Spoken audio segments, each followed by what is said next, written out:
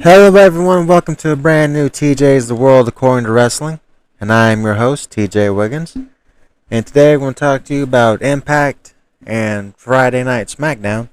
Sorry to bring this to you a little bit late on Sunday, but hey, we're a day late, but not a dollar short. Let's get started. And first we have a promo with Dreamer, the Good Brothers, about how, and they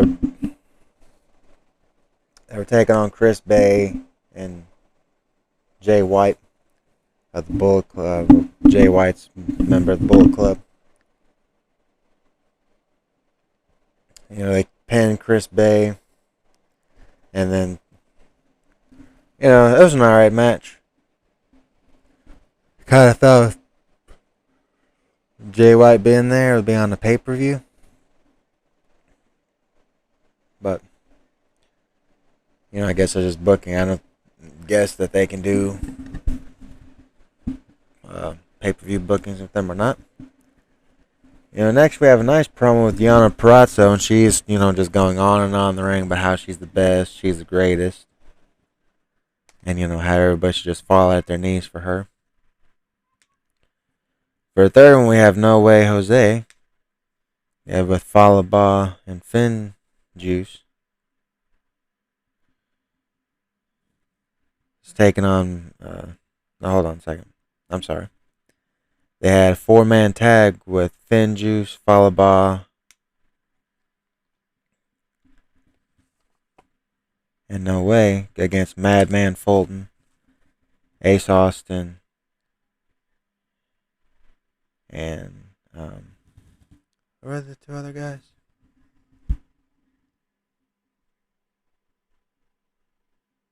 Oh yeah, it's the two Indian guys. I forgot what their names were. But anyways,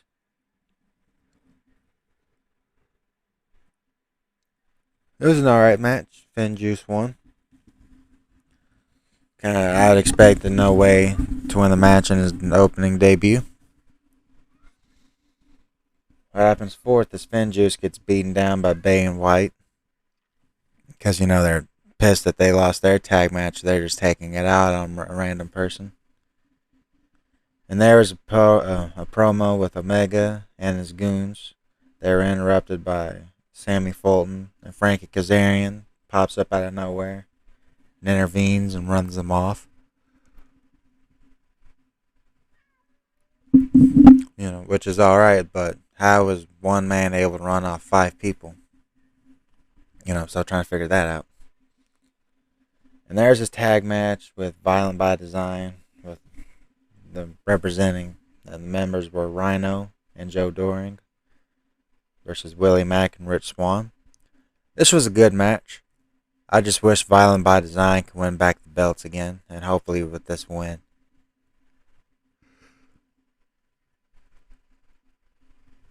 Excuse me. Hopefully with this win that the guy was able to put them back in the tag title hunt. And for the main event, we had Moose against Sabin. It was an alright match. Nothing really mattered, but, kind of like, who cares? And then, after that, Sabin tried to jump Moose, try to beat him down.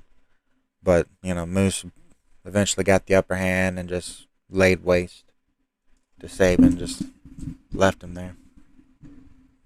So now we go on to Friday Night Smackdown. There was a promo with, Cena comes out there, he's doing the thing to the fans or whatever. Corbin comes out and, make fun of Cena. And about him, going to LA to Los Angeles and asks if he could be a part in his movie or whatever. But, Cena says, sorry, buddy. The movie's already made. It's just out.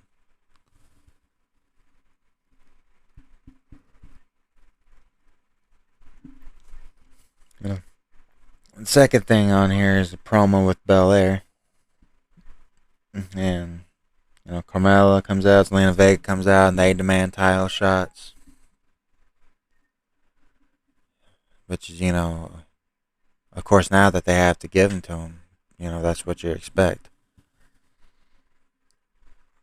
So they end up beating up on Belair, and Banks comes out, makes the save, and she's back and she's babyface, but only for right now, as you know.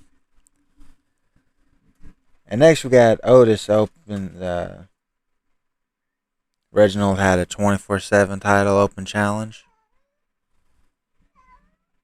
Otis and Chad Gable came out.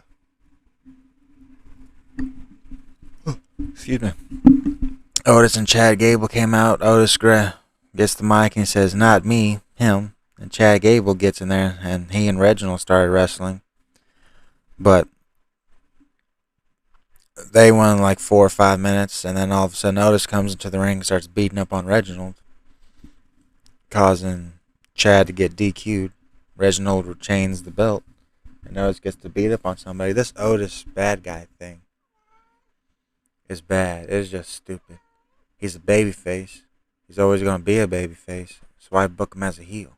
People want to cheer him. They love him. And next we have a promo with Balor and Roman Reigns. They're supposedly... Oh, excuse me. I'm sorry, guys. They're supposedly having a contract signing for the Universal title match at SummerSlam. And Balor almost has the thing signed. And Corbin comes out there and beats up Cena. I mean, not beats up Cena. I'm sorry, excuse me. He comes in there and beats up Balor right after he signed it. And then Cena comes out there and runs Corbin off due to their little confrontation earlier in the night. And Cena signs his name with a Sharpie, a blue Sharpie, right over Balor's name. And, credit to the WWE and Smackdown. Paul Heyman coming back there and saying, "You're not going to make this official, right? How is this official?" And of course, Adam Pearce, who supposedly is an official, even though he hasn't been daunted by anybody to be an official, says, "Well, his name's on the contract. And, it looks good to me. Looks good to him." So apparently, this is how we're going to get the Cena and Reigns match for SummerSlam. With the blue Sharpie. That's fantastic. And, next we have Edge coming out there for a promo. But Rollins comes in there and beats him up. And says that how this is what he wants to do, how this is great, and how it's fantastic that he took out Edge. So that's going to be a match at SummerSlam. It's Edge versus Rollins. That's going to be a great match. I can't wait to see that match. I would love to see that match. And that's going to be one. It's going to be greatly worked. It's going to be a hell of a match. And now we go to our main event, which is Carmella and Zelina Vega taking on Belair and Banks. It was nice. Belair and Banks can actually wrestle. Zelina's, kind of halfway in between. Carmella can't wrestle. She's just a body and a pair of eyes to look at. But you got the match, you got the finish. But then, Belair and Banks are celebrating, they're happy, love is in the air or whatever. And then Banks gets right behind Belair and hits the backstabber on her. Then rolls her up and puts the bank statement on her. And Belair's tapping out and stuff. And then Banks lifts up the women's title. So, let's see, Banks, she was face for about an hour and 40 minutes?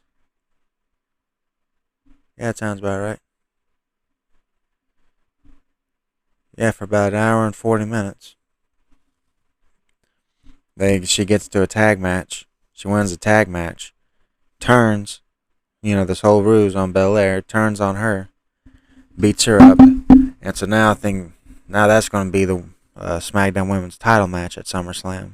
Which is a rematch from WrestleMania. That's going to be a great match. That's going to be amazing. But instead of having two baby faces in there, there's going to be one clearly defined babyface and one clearly defined heel, since that Banks has turned. But that's kind of a problem on SmackDown. Isn't there only like one babyface? Because Carmella's heel, Zelina Vega's heel, Banks is now heel. What other women are on SmackDown? I'm pretty sure they're heels. But, we'll see where this goes. We'll see how this unfolds as we head towards SummerSlam. Thank you for listening, everyone. Don't forget to like, share, and subscribe. Leave a comment down below what you think of the show. And I'll see you all next time. Bye bye.